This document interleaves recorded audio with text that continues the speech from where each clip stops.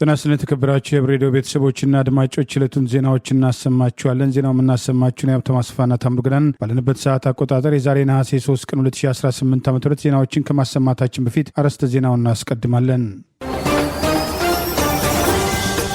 የፋኖ የሌሊት ወታደራዊ ኦፕሬሽንና ድል፣ የአገሪቱ ቀውስና ፖለቲካዊ መፍትሄ ጥሪ፣ ጦርነት ሽሽትና የፍስለታ ጾም ምህላ፣ በምክክር ስም እየተካሄደ ያለውን ቡድንና የተሳታፊዎች ተቃውሞ፣ ውጭ ጉዳይና የጦር ፉከራ፣ ድርቅና ተፈናቃዮች፣ የአዲስ አበባው ስጋት፣ ኢራንና አሜሪካ የሚሉና ሌሎችም ወቅታዊ ዜናዎች ያለውን ዝርዝሩን እንሆ።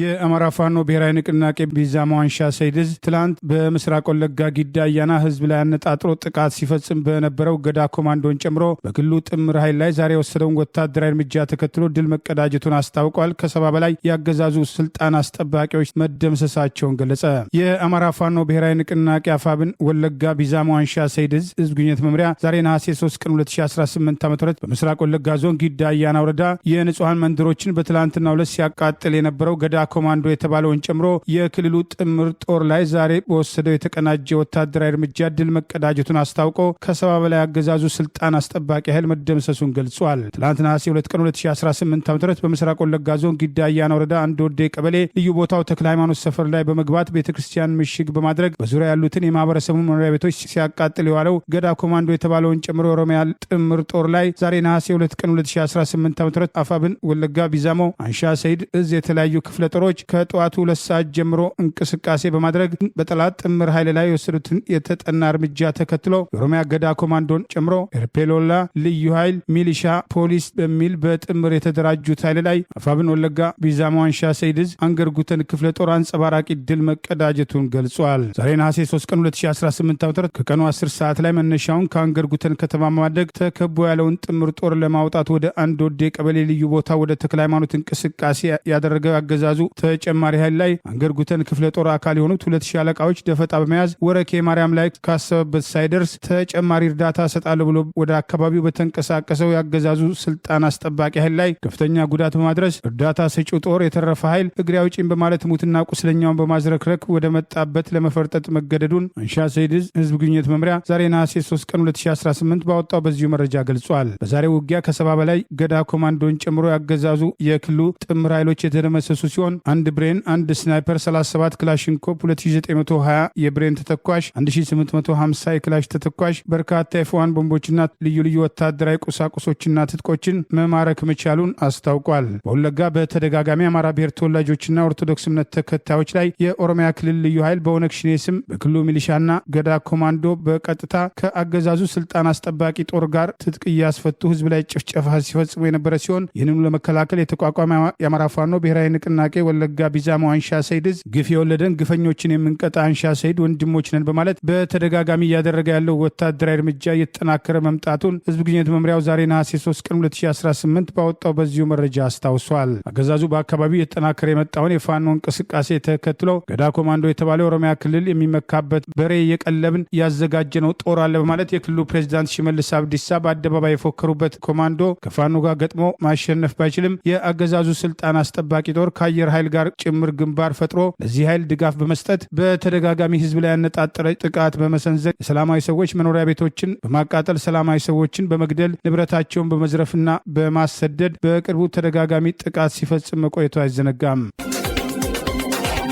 የዓለም አቀፉ የጤና ተቋም በእንግሊዝኛው ምህጻረ ቃል WHO ዋና ዳይሬክተሩም ዶክተር ቴድሮስ አድሃኖም የኢትዮጵያ ፌዴራላዊ መንግስትና የክልል መሪዎች እውነተኛ የፖለቲካ መፍትሄ እንዲሹ ሲሉም ጥሪ ያቀረቡ። ዶክተር ቴድሮስም ዛሬ በማህበራዊ መገናኛ ገጻቸው ባሰፈሩት አጭር መልእክት ንግግር ከጦር መሳሪያ ሊቀድም ይገባልም ሲሉም አሳስበዋል። በአማራ ክልል ላለፉት 3 ዓመታት የዘለቀው የትጥቅ ግጭት የበርካቶች ንጹሃን ህይወትን አሳጥቷል ያሉት ዋና ዳይሬክተሩ ዶክተር ቴድሮስ በኦሮሚያ የደም መፋሰሱ መቀጠሉንና የትግራይ ክልልም ወደ ጦርነት ሊመለስም ከቋፍ መድረሱን ገልጸዋል። የቀድሞው የኢትዮጵያ የጤናና የውጭ ጉዳይ ሚኒስትሩ ዶክተር ቴድሮስ አድሃኖም የዛሬውን ማሳሰቢያ ያወጡት በቅርቡ የፌዴራል መንግስቱና የህወሓትም ታጣቂ ቡድኖች በሸረሪና ወይም ወልቃይት አካባቢ ከፍተኛ ደም መፋሰስ ያለበትን ግጭት ካደረጉ በኋላና ወደ ለየለት ጦርነት ሊገቡ ይችላሉ የሚለውን ስጋትም አይሎ በታየበት ወቅት መሆኑም ተመልክቷል። የፌዴራል ኃይሎች ባለፈው ሳምንት በምዕራብ ትግራይ ወይም ሸረሪና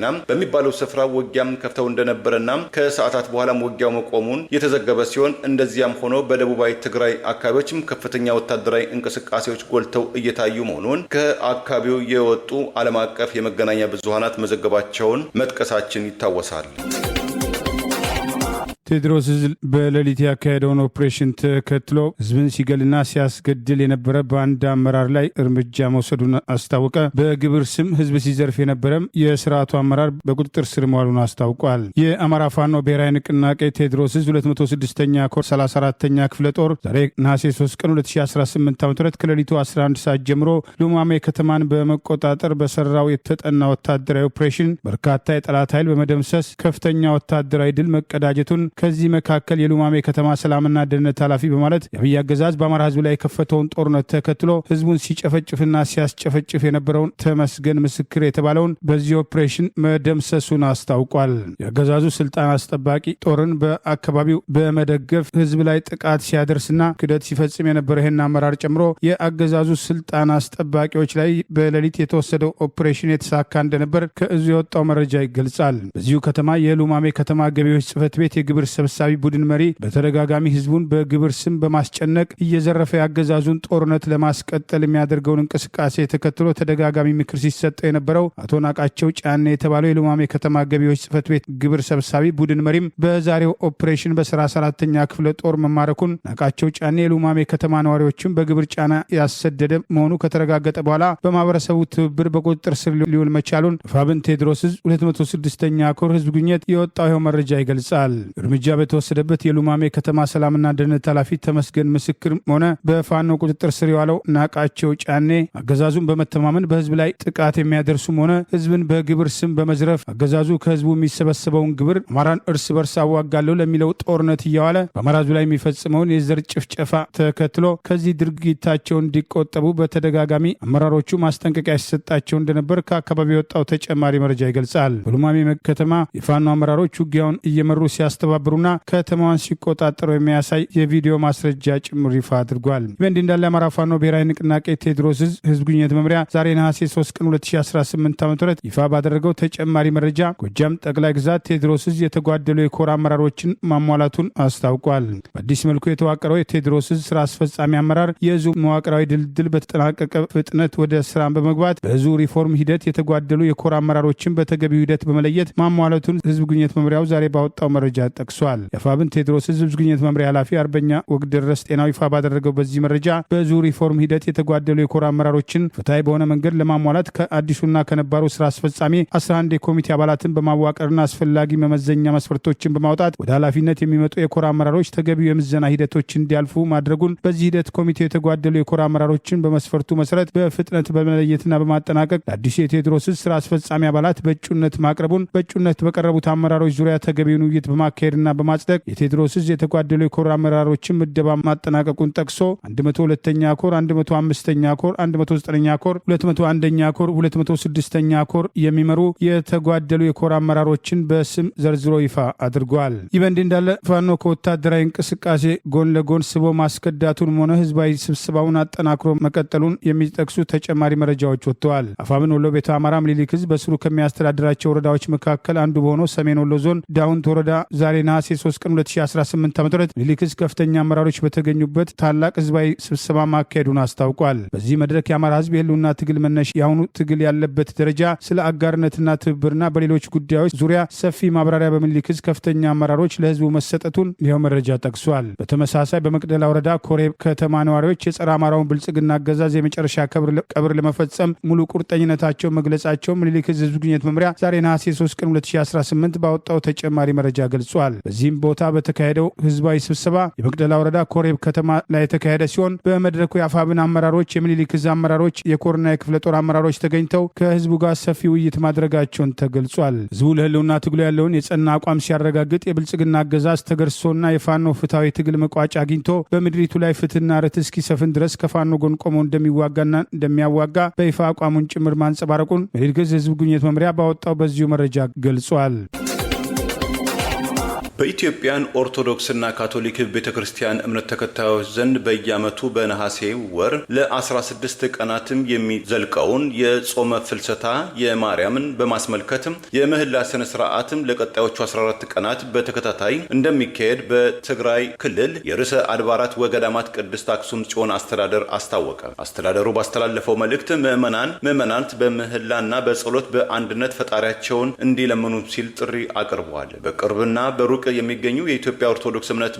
ምዕመናት በጸሎት እንዲተጉና እንዲተባበሩም አደራም ያቀረበ ሲሆን ልዑል እግዚአብሔር ጸሎትና ምህላችን ይድረሰው፣ ለሀገራችን ለህዝባችን ሰላም ምህረትን ይላክ በማለትም መንፈሳዊ ምኞቱንም አስተላልፏል። በቅርቡም በሰሜን ኢትዮጵያም ከሱዳን ድንበር አቅራቢያ በሸረሪና አካባቢ የተከሰተው ግጭትም በፌዴራል መንግስቱና በህወሓት መካከል እስካሁን ድረስም በይፋም ባይነገርም በዓለም አቀፍ መገናኛ ብዙሃን ዘንድም ከፍተኛም ወታደራዊና ሰብአዊ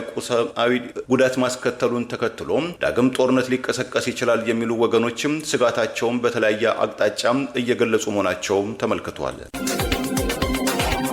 የምክክር ኮሚሽኑ አባላት የተስማሙበት ቃለ ጉባኤ ላይ እንዳይፈርሙ አዲስ ቃለ ጉባኤ መዘጋጀቱን በመቃወም መረጃው ላልደረሳቸው የምክክር ኮሚሽኑ ተወያዮች አስቀድመው በተወያዩበትና በተስማሙበት ቃለ ጉባኤ ላይ እንዲፈርሙ ከወዲሁ ማስጠንቀቅ ጀመሩ። በአገሪቱ የእርስ በርስ ጦርነት እየተካሄደ በርካታ የህሊናና የፖለቲካ እስረኞች ታስረው በሽፋን አገራዊ ምክክር አደርጋለሁ በሚል አዲስ አበባን ወደ ኦሮሚያ ክልል እናካላለን፣ የተወሰኑ የህገ መንግስት አንቀጾችን አሻሽለን ፕሬዚዳንታዊ ስርዓት እናቋቁማለን፣ ጠቅላይ ሚኒስትሩ የመጀመሪያው ፕሬዚዳንት ሆነው ለሁለት ጊዜ ስልጣን ላይ የሚቆዩበት ገደብ ይኖራል በሚል በሽፋን የተጀመረው አገራዊ ምክክር ላይ ሲደረጉ የነበሩ ውይይቶችን ተከትሎ አዲስ አበባ የፌዴራል መንግስቱ መቀመጫ መሆን አለባት የሚለውን ጨምሮ የተለያዩ ውሳኔዎች ያረፉባቸውን ቃለ ጉባኤዎች የምክክር ኮሚሽኑ አንዳንድ ባለስልጣናት እንደ አዲስ ቃለ ጉባኤ እየጻፉ ለማስፈረም እየተዘጋጁ መሆኑን የምክክር ኮሚሽኑ ተሳታፊዎች በላኩት መረጃ ገለጹ። ብሔራዊ ምክክሩ ላይ ህዝቡ የተስማማበትን ቃለ ጉባኤ በፈለጉት መንገድ ለመቀየር እንዲያስችላቸው በማመቻቸት የስምምነት ማረጋገጫ የተመዘገበበትን ቃለ ጉባኤ የተስማማንበትን ምክረ ሐሳብ በራሱ ገጽ ላይ ከመፈረም ታግደን በሌላ ምንም ባልተጻፈበት ነጭ ወረቀት ላይ በግድ በማባበል እያስፈረሙ ይገኛሉ በማለት ሂደቱን አጋልጠዋል። ይህ ፊርማ ባላወቅነውና ጎን ለጎን እየተዘጋጀ ባለው የስርዓቱ ቃለ ጉባኤ ምክረ ሐሳብ የምክክር ጉባኤው ተብሎ ሊቀርብ እየተዘጋጀ ነውና ይህንን ለምታምኗቸው መገናኛ ብዙሃን በማስተላለፍ ለህዝብ በማጋለጥ ብትረባረቡ የብልጽግናን እኩይ ሴራ ማፍረስ እንችላለን በማለት በዚሁ ምክክር ላይ እየተሳተፉ ያሉ አገር ወዳዶች በላኩት መረጃ ገልጸዋል። በተቻለ መጠን ምክረ ሐሳቡ ቃለ ጉባኤው እንዳይቀየር ሁሉም ተሳታፊ ቃለ ጉባኤው በተጻፈበት መዝገብ ላይ መፈረም ይገባል በማለት ከተስማሙበት ውጪ አዲስ ቃለ ጉባኤ በማዘጋጀትና በባዶ ወረቀት ላይ በማስፈረም እንዲህ አይነት ወንጀል በአገራዊ ምክክር ስም እየተሰራ መሆኑን ለዚህም ተባባሪ ሆኖ ያገዛዙ የምክክር ኮሚሽነሮችና አስፈጻሚ የተባሉ አባላትና ባለሙያዎች መኖራቸውን በመጥቀስ በግልጽ እየተፈጸመ ያለውን ውንብድና የኢትዮጵያ ህዝብ ሊያውቅ ይገባል የሚሉ ጥሪዎች ቀርበዋል። ምክክሩን ተከትሎ እየተካሄዱ ያሉ ምክክሮችና ውይይቶች እየተነሱ ያሉ አጀንዳዎችን ህዝብ እንዲያውቃቸው በቀጥታ በቴሌቪዥን ለምን አይተላለፍም የሚል አስተያየት የሰጡ እንደ ጠላት መቆጠራቸውና ወቀሳ እንደደረሰባቸው ምክክሩን በሚስጥር መያዝ የተፈለገው ከዚህ ቀደም በነበሩት ምክክር ሂደቶች የተስተዋሉ ቅሬታዎችና ተቃውሞዎች የብዙሃኑ ህዝብ ሀሳብ የሚያንጸባርቁ አገዛዙ ከላካቸው ካድሬዎችና ተልዕኮ ከተሰጣቸው ተሳታፊዎችና የኮሚሽኑ ኮሚሽነሮችና ባለሙያዎች በሚል ያገዛዙን አጀንዳ ለማስፈጸም መድረክ ተሰጥቷቸው ከተናገሩት ውጪ አልፎ የሚነሱ ሀሳቦችንም የኢትዮጵያ ህዝብ እንዲያውቃቸው የሚል ጥያቄ የቀረበ ቢሆንም ምክክሩን በሚስጥር ማካሄድ የፈለጉት ተመካካሪዎችን ለይስሙላ በመሰብሰብ በእነሱ ስም ውሳኔ ለመወሰን መሆኑን እየተረዱ መምጣታቸው እነዚህ ወገኖች ገልጸዋል። ሀገራዊ ምክክር የተባለው በሀገሪቱ ውስጥ የእርስ በርስ ጦርነት በተስፋፋበት ዜጎች በሰላም ወጥተው መግባት በማይችሉበት በአንድ ገዢ ብልጽግና ፓርቲ ቁጥጥር ስር የሚካሄድ ምክክር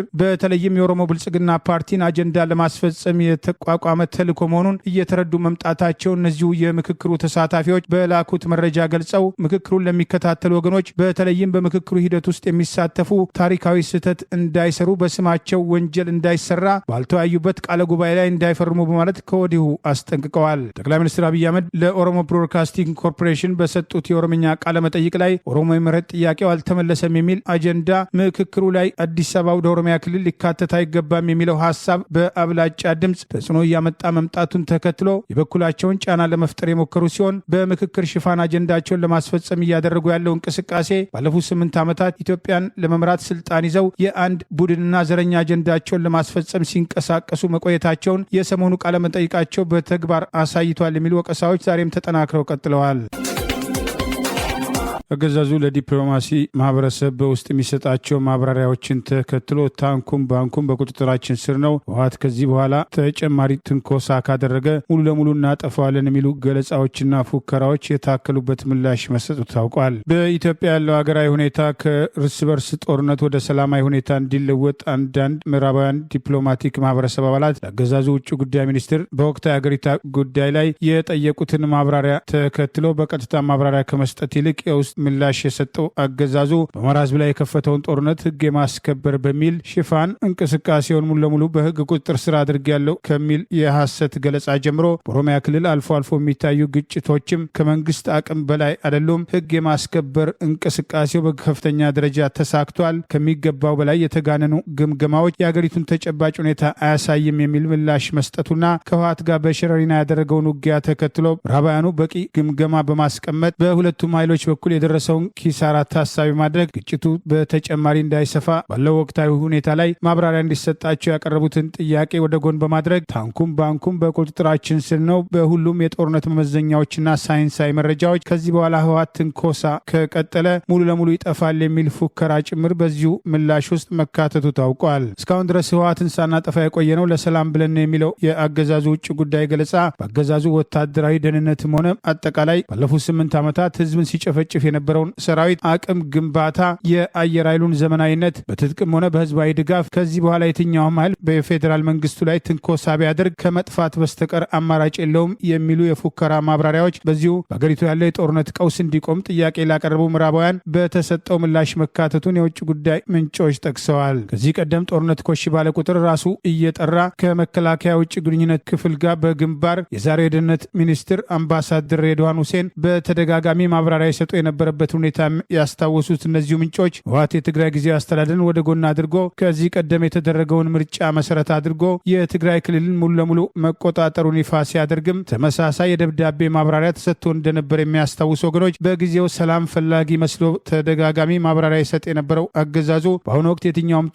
ጦርነቱን ለጫረው አካል ካልሆነ በስተቀር ለፌዴራል መንግስቱ የሚያሰጋ አይደለም በማለት ጦርነት እንዲቆም የቀረበውን ጥያቄ በተመለከተ ምላሽ መስጠቱ ታውቋል። ሌላ በኩል ያገዛዙ ስልጣን አስጠባቂ ጦር አባላት በተለይም አፋርን ከትግራይ በኩል በሚያዋስነውና አማራን ከኤርትራ በሚያዋስነው ወልቃይት አካባቢ የሰፈረው ጦር እናንተ ተመልሳችሁ ለምትታረቁት እኛ ለምን ህይወታችን እናጣለን የሚሉ ጉምጉምታዎች እያደጉ መምጣታቸውን ተከትሎ የጦር አዛዦቹ ሰራዊቱን ሰብስበው እስከ ማወያየት መድረሳቸውና ከዚህ በኋላ ውጊያው እስከገባን ድርድር የሚባል ነገር የለም በማለት ለመሸንገል መሞከራቸውን የሚጠቅሱ መረጃዎችም ወጥተዋል። ከሳምንት በፊት በሸረሪና የተነሳው ውጊያ 23 ሰዓታት የዘለቀ መሆኑና ውጊያውን ተከትሎ አገዛዙ የደረሰበትን ወታደራዊ ኪሳራ ህወሓት ብቻውን እንዲህ ያለ ጉዳት ሊያደርስ አይችልም፣ የውጭ ኃይሎችም አብረው ተሰልፈዋል የሚል ግምገማ ማስቀመጡን በተቃራኒው ወታደራዊ ድል እንዳገኘ ተደርጎ በመከላከያ ከፍተኛ ወታደራዊ አዛዦች ለየጦር ክፍሉ ማብራሪያ የተሰጠው ከእውነታው ጋር ፍጹም ተቃራኒ መሆኑን የሚጠቅሱ መረጃዎችም ወጥተዋል።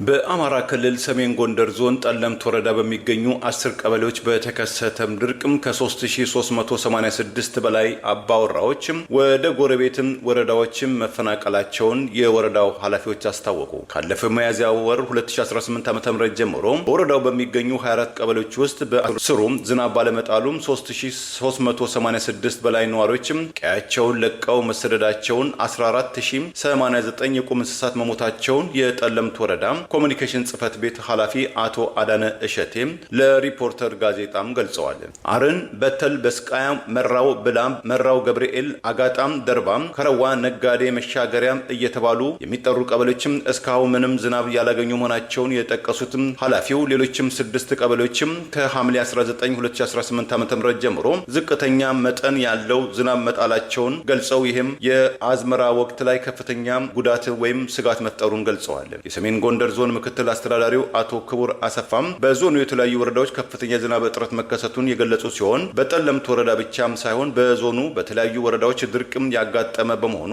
ሐምሌ 19 2018 ዓ.ም በኋላ አንዳንድ ወረዳዎች ዝናብ መጣል መጀመሩንም ኃላፊው ገልጸዋል። በድርቁ ምክንያት በጠለምት ወረዳም ደረሰ የተባለውን ጉዳትም አጥንቶ መረጃ የሚያቀርብ ግብረ ኃይል ተዋቅሮ ለወረዳው መላኩን የገለጹት አቶ ክቡር እስካሁን በወረዳው ስለሞቱ እንስሳትም ሆነም ስለተፈናቀሉ ሰዎች የደረሳቸው መረጃም እንደሌለም የተጠናከረ ነገር ባለመኖሩም የጉዳቱን መጠን በይፋ ከመናገርም ተቆጥበዋል። በሰዎችና በእንስሳት ላይ የደረሰ ጉዳት መኖሩ በጥናት ከተረጋገጠ መረጃውን መሰረት በማድረግ ከመንግስትና አግባብነት ካላቸው በጎ አድራጎት ድርጅቶች እርዳታ ሊጠየቅ እንደሚችልም አሳስበዋል። የዞኑ ምክትል አስተዳዳሪ ይህንን ይበሉ እንጂ የወረዳው ኮሚኒኬሽን ጽህፈት ቤት ኃላፊው አቶ አዳነ ግን በአካባቢው ለረጅም ጊዜ አጥጋቢ ዝናብ ባለመጣሉ በየወቅቱ የእንስሳት ሞትና የነዋሪዎችም ስደት እየጨመረ መምጣቱን ገልጸዋል። አሁንም በርካታ እንስሳት በሞት አፋፍ ላይ እንደሚገኙ የገለጹት አቶ አዳነ ከወረዳው በተገኘው የ2 ሚሊዮን ብር የእንስሳት መድኃኒት መገዛቱን ጠቁመው በአካባቢው ማሽላና ጤፍ በብዛት እንደሚመረት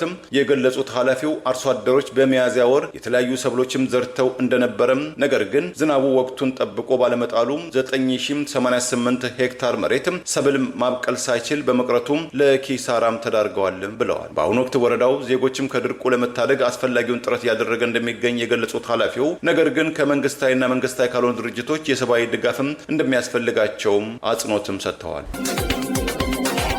አዲስ አበባ ከተማ የኦሮሚያ ክልል አካል ካልሆነች ጦርነት እናነሳለን በሚል የሚካሄደው ቅስቀሳና በኮሚሽኑ ኮሚሽነሮችና በተሳታፊዎች ላይ እየተደረገ ያለው ጫና አገሪቱን ቀውስ ውስጥ ለመክተት የጠቅላይ ሚኒስትሩ አገዛዝ የሄደበት ያለው ህገወጥ እርምጃ አደገኛ መሆኑ እየተገለጸ ነው። ቀጣዩ የኮሚሽኑ የይስሙላ ውይይት እጅ ጥምዘዛና ማስፈራሪያውን ተከትሎ የድራማው ምክክር ሙሉ ለሙሉ ሊፈርስ ወይም ይህንኑ አጀንዳ በማስፈጸም ለማጠናቀቅ አስበዋል የሚሉ አስተያየቶች እየጎሉ መጥተዋል። አገሪቱን የእርስ በርስ ጦርነት ውስጥ በመክተት አገራዊ ምክክር ሽፋን አዲስ አበባን የኦሮሚያ ክልል አካል በማድረግ የፌዴራል መንግስቱ መቀመጫ ነች በሚል ሌሎች ኢትዮጵያውያን በከተማዋ ላይ ያላቸውን የዜግነት መብት የሚያሳጣ ሁለተኛ ዜጋ አድርጎ የሚቆጥርና በፈለግነው ጊዜ እናባረራለን የሚል አመለካከት ያላቸው የኦሮሞ ብልጽግና ፓርቲ አጀንዳን ለማስፈጸም በጠቅላይ ሚኒስትሩ እየተመራ ያለው የይስሙላ ሀገራዊ ምክክር ኮሚሽን ተወያዮቹ ከተለያዩ አገሪቱ አካባቢዎች ከመጡ በኋላ አዲስ አበባ የፌዴራል መንግስቱ መቀመጫና ራሱን የቻለ ራስ ገዝ ይሁን፣ ከዚህ ቀደም በሽግግር መንግስቱ ክልል 14 ይባል የነበረው አዲስ አበባ ራሱን በራሱ የአዲስ አበባ ህዝብ ያስተዳድር፣ የትኛውም ክልል ንብረት ሆኖ በክልሉ ላይ ዜጎች ሁለተኛና አንደኛ ዜጋ ሆነን ልንቆጠር አይገባም የሚሉ አስተያየቶች የጎሉ መምጣታቸውን ለዘላቂ ሰላምና የፌዴራል ስርዓቱ እንዲቀጥል የምትፈልጉ ከሆነ አዲስ አበባ ራሱን የቻለ ራስ ገዝ የፌዴራል መንግስቱ መቀመጫ መሆን አለበት። በህገ መንግስቱ የተቀመጠው ኢኮኖሚያዊ ጥቅም ኦሮሚያ ክልል ከአዲስ አበባ ያገኛል የተባለው በተብራራ መንገድ በህግ ሊቀመጥ ይገባል። ከዛ ውጭ ፖለቲካ ስልጣኑን ጨምሮ ሙሉ ለሙሉ አዲስ አበባ የኦሮሚያ ክልል አካል እናደርጋለን የሚለው ኢትዮጵያን ለማፍረስ የሚደረግ እንቅስቃሴ አካል ነው የሚሉ ተቃውሞዎች እያየሉ መምጣታቸውን ተከትሎ የፌዴራልና የኦሮሚያ ክልል የደህንነት ባለስልጣናት ከሚያደርጉት ማስፈራሪያና ጫና በተጨማሪ የፌዴራል ፖሊስን በአገራዊ ምክክር ኮሚሽን ውይይት በሚካሄድበት እስከ ማሰማራትና ጫና እስከ መፍጠር የተሄደበት የፌዴራልና የክልል ባለስልጣናት ወደ ኮሚሽኑ ውይይት አዳራሽ እየተጠሩ እየመጡ ማስፈራሪያና ዛቻ ሲያደርጉ የነበረበት በተለይም የኦሮሞ ብልጽግና ፓርቲ የአዲስ አበባ ከንቲባ አዳነች አቤቤን ጨምሮ በቅስቀሳ ላይ እንዲሰለፉ በማድረግ ከፍተኛ ሀብት በማፍሰስ ጫናና ወከባ በመፍጠር አዲስ አበባን ወደ ኦሮሚያ ክልል አካል እናደርጋለን፣ ይህን የማታደርጉ ከሆነ የኮሚሽኑ አመራሮች ላይ እርምጃ እንወስዳለን፣ ጸረ ኦሮሞ አመለካከታችሁን ወደ ጎን አድርጎ አዲስ አበባ የኦሮሚያ ክልል ነች የሚል ህገወጥ ጫናና ቅስቀሳው አገር የማፍረስ አጀንዳ አካል ነው፣ ይህንን ለማስፈጸም አልተሰበሰብንም የሚሉ ተሰብሳቢዎች ከቀጣዩ ውይይት ጀምሮ በጫና ወደ ይስሙላው ምክክር ኮሚሽን እንዳይገቡና ተጨማሪ ከዚህ ቀደም የኦሮሞ ብልጽግና ፓርቲ በውይይት ስም ካሰማራ ያሰማራቸው በሂደት ውስጥ ያልነበሩ ተወያዮች ተብለው በህገ ወጥ መንገድ እንዲገቡ ካደረጋቸው በተጨማሪ ሌሎች ተወያዮችን በማምጣት ከተለያዩ ክልሎችም በዚህ እቅድ መሰረት የሚመጡ አዳዲስ ተሳታፊዎችን በማካተት አዲስ አበባ በዚሁ የይስሙላ ምክክር ኮሚሽን ወደ ኦሮሚያ ክልል አካል እንድትሆንና የፌዴራል መንግስት መቀመጫ እንድትሆን ተወስኗል በሚል ለማስፈጸም እየተንቀሳቀሱ ሲሆን ከዚህ ውጭ የሚወሰን ከሆነ ጦርነት ይነሳል፣ ሀገር ትፈርሳለች እያሉ ስልጣን ይዘው ላለፉት 8 ዓመታት ሲያስተዳድሩ የነበሩት ጠቅላይ ሚኒስትሩና ጓዶቻቸው የሄዱበት ያለው አደገኛ መንገድ ለኦሮሞ ህዝብ ዘላቂ ሰላም የማያመጣ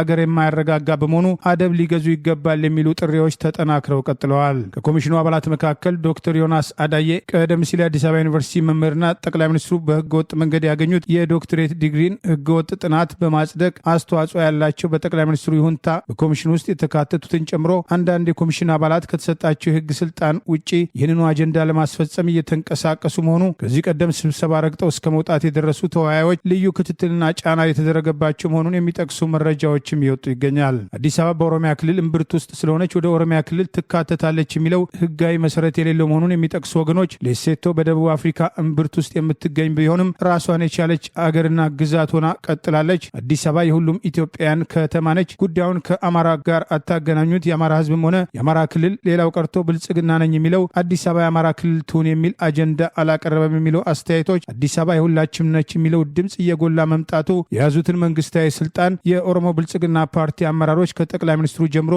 ለዚሁ ጫና እየተጠቀሙበት ነው የሚሉ ወቀሳዎች ተከትለው ቀርበዋል። ቀይ ባህርን እናስመልሳለን የሚል ቅስቀሳ የአገር ተቆርቋሪ የመሰለው የጠቅላይ ሚኒስትሩ ቡድን እውነተኛ ማንነቱ እየተጋለጠበት የመጣው የይስሙላ አገራዊ ምክክርና ሰሞኑን ጠቅላይ ሚኒስትሩ በኦሮምኛ ቋንቋ የሰጡት መግለጫ ባለፉት 8 ዓመታት ስልጣናቸውን ይዘው ለአንድ ቡድን የበላይነት ሲንቀሳቀሱ ከመኖር አልፈው በኦሮሞ ህዝብ ስም አገሪቱን ለመክፈል እያደረጉ ያለው እንቅስቃሴ ውድቀታቸውን እንደሚያፋጥን የይስሙላው ምክክር ሊበተን እንደሚችል አንዳንዶች ከወዲሁ አስተያየት መስጠት ጀምረዋል።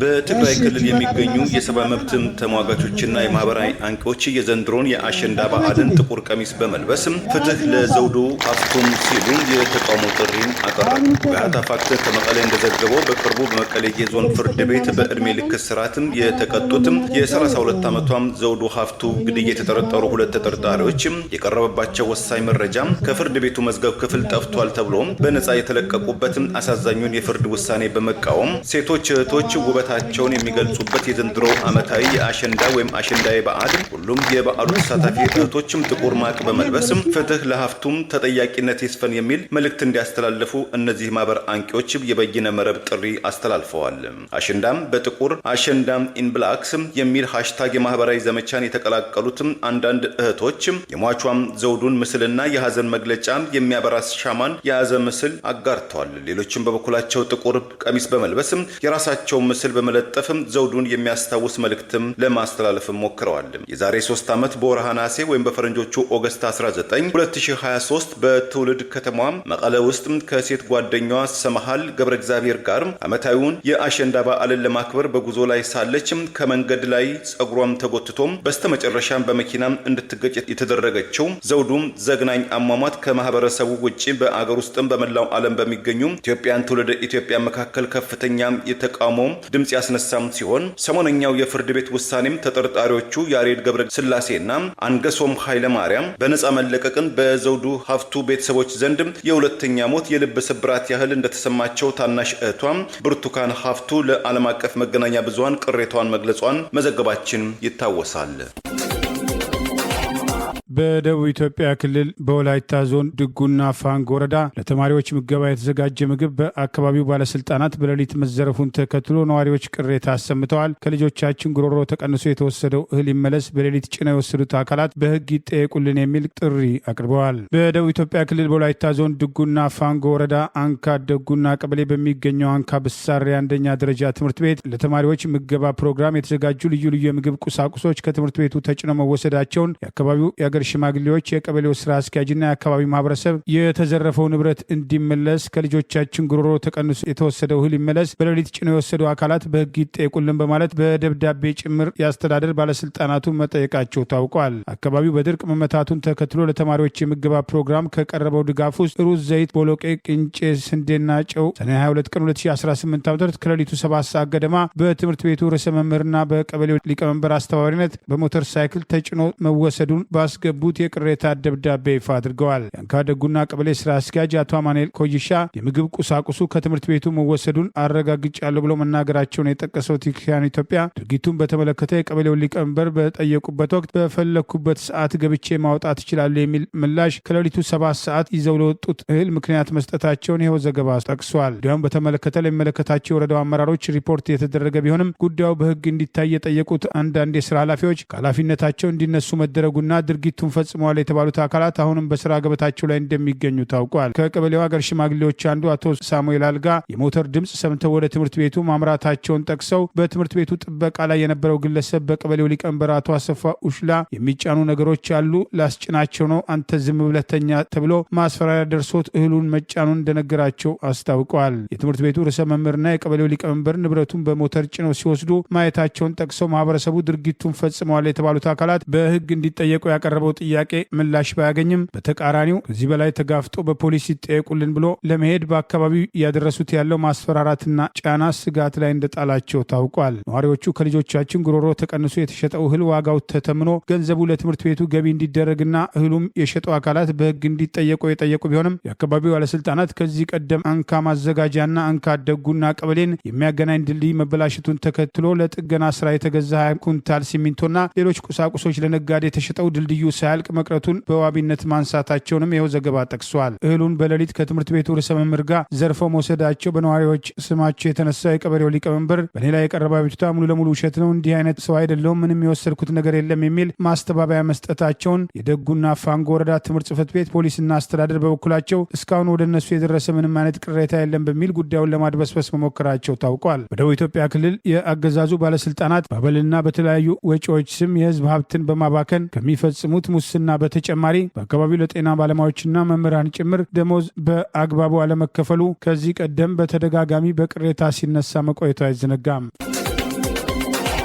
የቀድሞው የትግራይ ክልል ጊዜያዊ አስተዳደር ፕሬዝዳንትና የጠቅላይ ሚኒስትሩ የምስራቅ አፍሪካ ጉዳዮች አማካሪው ሚኒስትር አቶ ጌታቸው ረዳ በህወሓት አመራሮች በኤርትራ መንግስትና በሌሎችም ኃይሎች መካከል ተፈጥሯል ያሉትም ጥምረትም የጥፋት ቀመር ነው ሲሉ ተቹ። አቶ ጌታቸው በማህበራዊ ትስስር ገጻቸው ዘለግ ባለ ጽሁፋቸው ባሰፈሩትም ይህ ጥምረት የፕሪቶሪያው ሰላም ስምምነትን ለማስፈጸም የተደረገ ሳይሆን የፌዴራል መንግስቱን በኃይል ለመገልበጥም ያለመ ነው ብለውታል። በተጨማሪም የኤርትራው ፕሬዝዳንት አቶ ኢሳያስ አፈወርቂም ጠቃሚ ሞኞች ያሏቸውን ኃይሎች በመመልመል በትግራይ በአማራ ህዝቦች ላይ የፖለቲካ ቁማርም እየቆመሩ እየተጫወቱ ነው ሲሉም አቶ ጌታቸው በዚሁ ጽሁፋቸው ከሰዋል። አቶ ጌታቸው በተለይ የትግራይ ወጣቶች ለጥቂት ግለሰቦች የጦርነት ፍላጎት ሳይሆን የህዝቡን ህልውና የወደፊትም ሰላም በማሰብ ለጦርነት በቃ ሊሉ ይገባልም ሲሉ ጥሪም አቅርበዋል። በሌላ በኩል የፌዴራል መንግስቱ ለፕሪቶሪያው ሰላም ስምምነት ታማኝ በመሆን የሰላም አማራጮችን አጠንክሮ እንዲቀጥልም ሲሉም አሳስበዋል። በድንበር አካባቢም ጥብቅ ክትትል እንዲደረግም ግጭትን የሚቀሰቅሱ ኃይሎችም ተጠያቂ እንዲሆኑና የሲቪል ህዝብ ደህንነትም እንዲጠበቅም ጥሪ ያቀረቡት አቶ ጌታቸው በጦርነት ዝግጅት ፊትም ዝምታን መምረጥም የጥፋቱ ተባባሪ መሆን ነው ሲሉም ገልጸዋል። ዳግም ጦርነት እንዳይከሰት ሁሉም ወገኖችም ሰላማዊ አማራጮችን እንዲያጠነክሩም ሲሉም ጥሪም አቅርበዋል። የህወሓት ባለስልጣናት ከአገር ውስጥ ታጣቂ ኃይሎችና ከውጭ ኃይሎች ጋር ግንኙነት እንደሌላቸው ለወራትም ሲያስተባብሉ ነበሩ ያሉት አቶ ጌታቸው ዛሬ ላይ ግን በአደባባይ ጥምረት መፈጸማቸውን እየነገሩን ነው። የእነዚህ ወገኖች ዋነኛ ዓላማም ህወሓት ምዕራብ ትግራይ ብሎ የሚጠራውን አካባቢ ነጻ ለማውጣትም አይደለም፣ በፌዴራል መንግስቱ መቃብር ላይ ሰላምን ለማስፈን ነው የሚለው የህወሓት ባለስልጣናት አገላለጽም የህዝብን ደህንነትም እታደጋለሁ ከሚል አመራር የሚጠበቅም ሳይሆን ለመስዋዕትነት የሚቀርብ አካል እንቅስቃሴ ነው ብለውታል። በቅርቡ በኢትዮ ሱዳን ድንበር ሸረሪና አካባቢ የተካሄደው ጦርነት ጀርባ የኤርትራ መንግስት እጆች አሉበት ያሉትም አቶ ጌታቸው ረዳም ወደ ትግራይ ክልል ሆነም ወደ ተቀረው የኢትዮጵያ አካባቢ ይጎርፋል ያሉትም የጦር መሳሪያም ለአፍሪካ ቀንድ ዳፋው ይተርፋልም በማለትም በጡረታ እድሜያቸው ሳይቀር ጦርነት ይሰብቃሉ ወይም ያፋፍማሉ ያሏቸውን የህወሓት አመራሮችን በቃ ሊባሉ ይገባል በማለትም አቶ ጌታቸው ረዳም የተቃውሞ አስተያየታቸውን ሰንዝረዋል። አቶ ጌታቸው ረዳ በሰጡትም አስተያየትም ዙሪያም ከኤርትራ መንግስትም ሆነም ከህወሓት ባለስልጣናት በኩል እስካሁን ድረስ የተሰጠም አጸፋዊ ምላሽም አልተመለከተም።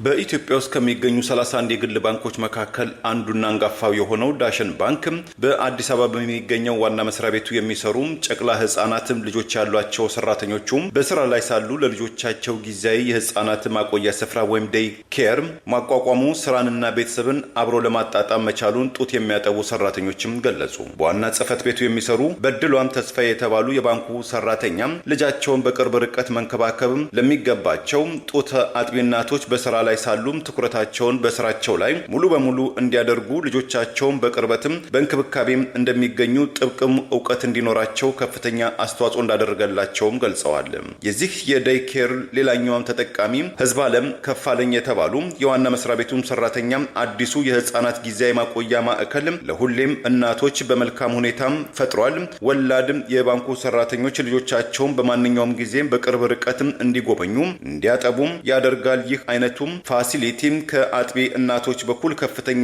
አድናቆትም እናም ውዳሴም አግኝተዋልም ብለዋል። ሌሎች ድርጅቶችም መልካም ተምሳሌትነቱን በመልካም ቤተሰባዊ የሥራ አካባቢን ወይም ፋሚሊ ፍሬንድሊ ወርክ ፕሌስም ይፈጥራል በማለትም አድናቆታቸውን አጋርተዋል። ሮማን ከተማ የተባሉ የልጅ እናትም እንዲሁ ህፃናት ልጆችም ላላቸው የባንኩ ሴትም ሰራተኞችም የሥራ ጫናን የቀነሰም ህፃናት በተገቢው ጊዜም ጡት እንዲጠቡ እንክብካቤም እንዲያገኙ የእናቶችን የቅርብ ክትትልም እንዳይለያቸው የሚያደርግም ትልቅ ማዕከል ነው ብለውታል። እንደ ተጠቃሚዎቹ የባንኩ ሰራተኞች ገለጻ ሴቶች እህቶች ከስራ ገበታቸው ወይም ስልጣናቸውን እንዳይረቁ ፕሮፌሽናሊዝምን እና የቤተሰብን ኃላፊነትን ያጣመረ ነው በማለትም መልካም አመለካከታቸውን ሰጥተዋል። በዓለም ላይ ለሚገኙ ወላድ እናት ጡት የሚያጠቡ እናቶች የነሐሴ ወይም ኦገስት 1 እስከ 7 ዓመታዊ የጡት ሳምንት እንደሆነ የዓለም ጤናን WHO እና የዓለም ህፃናት ድጋፍ ድርጅት ዩኒሴፍ የሚያበረታቱት ሲሆን ህፃናትን ቢያንስ ለመጀመሪያው 6 ወራት የእናት ጡት በመጥባታቸው ለጤናቸው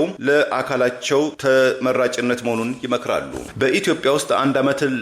ላልሞላቸው ህፃናትም ጡት ማጥባት 97 ከመቶ በስፋት የሚተገበር ልምድ ሲሆን ከዘመን አመጣሹም ከተሜነት ወደ ስራ በጊዜ በመመለስ ሳቢያ 60 ከመቶ ያህሉ ህፃናት በመጀመሪያው የእናቶች ጡትም ያገኛሉ። በዚህ ረገድ በዓለማችን ላይ ሩዋንዳ፣ ብሩንዲ፣ ስሪላንካና የሶሎሞን ደሴቶች በከፍተኛ ደረጃ ጨቅላ ህፃናትን ለ6 ወራት ከእናት ጡት ጋር ቁርኝት ያላቸው ሲሆን የደቡብ ኤሲያ፣ የምስራቅና ደቡብ አፍሪካ እንደዚሁም የሰሜን አሜሪካ አገራት ዝቅተኛ ደረጃ ላይ እንደሚገኙ ዓለም አቀፍ መረጃዎች ይገልጻሉ።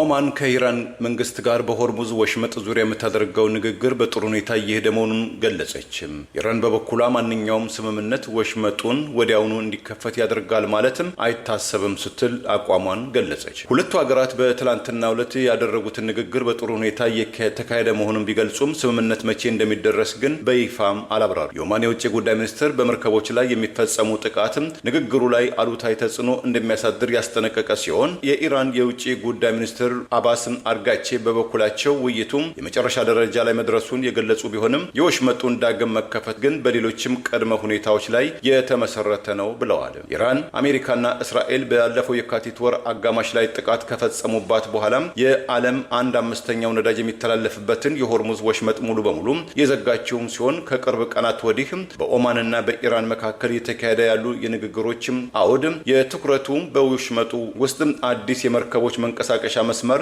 ለመክፈት መሆኑም ተገልጿል። ከዚህም የባህር መስመር ላይ ሁለቱም አገራት ማለትም ኦማንና ኢራን ኃላፊነት የሚኖራቸው ሲሆን ስምምነት ከተፈረመ መርከቦች ያለ አንዳች ችግር መንቀሳቀስ እንዲችሉ ያደርጋል ተብሏል። ነገር ግን የኢራኑ የውጭ ጉዳይ ሚኒስትር አርጋቺ የወሽመጡ ዳግም ሙሉ በሙሉ መከፈት የሚወሰነው ሌሎችም ቅድመ ሁኔታዎችም ያሏቸው ጉዳዮች ሲሟሉ ነው ብለዋል። እነዚያም ቅድመ ሁኔታዎች ምን መሆናቸውን በሚመለከት ግን የውጭ ጉዳይ ሚኒስትሩ የሰጡት ማብራሪያም የለም። የውጭ ጉዳይ ሚኒስትሩ አሜሪካ ባለፈው ሰኔ ወር የተደረሰውን ስምምነት በመጣሷም ካሳ መክፈል ይኖርባታልም ሲሉም ተደምጠዋል። በአሜሪካና በኢራን መካከል ባለፈው ሰኔ ወር የተፈረመው የመግቢያ ሰነዱ ስምምነት ወዲያውን የፈረሰ ሲሆን ዲፕሎማቲክ ግንኙነቶችም ተቋርጠው ለቀናት የተኩስ ልውውጥም ሲያደርጉ እንደነበረም አይዘነጋም። የኢራን የደህንነት ኃላፊው መሐመድ ባጋር አልዶዘር በበኩላቸው በሌላ መግለጫ አሜሪካ ባህሪዋን እስክታስተካክል ድረስ የሆርሙዝ ወሽመጥ አይከፈትም ሲሉ የመንግስታቸውን አቋምም ገልጸዋል። ለዛሬ ያሉን ዜናዎች እነዚህ ናቸው። ዜናውን ስታደምጡ ለቆያችሁ የህብር ሬዲዮ ቤተሰቦችና አድማጮች ምስጋናችን ድረሳችሁ። የህብር ሬዲዮ ኦፊሻል ዩቲዩብ ቻናላችንን ሰብስክራይብ ያላደረጋችሁ ሰብስክራይብ በማድረግ በተጨማሪም የደውል ምልክቱን በመጫን የህብር ሬዲዮ ቤተሰብ እንድትቀላቀሉ በአክብሮት እንጋብዛለን። እንደ ወትሮ ሁሉ የህብር ሬዲዮ ቤተሰቦች ፕሮግራሞቻችንን ላይክ በማድረግ ሼር በማድረግ አስተያየቶቻችሁን በመስጠት አብሮነታችሁን እንድትገልጹ በአክብሮት እንጠይቃለን። በድጋሚ እናመሰግናለን። ጤና ይስጥልን። ቸር እንቆይ።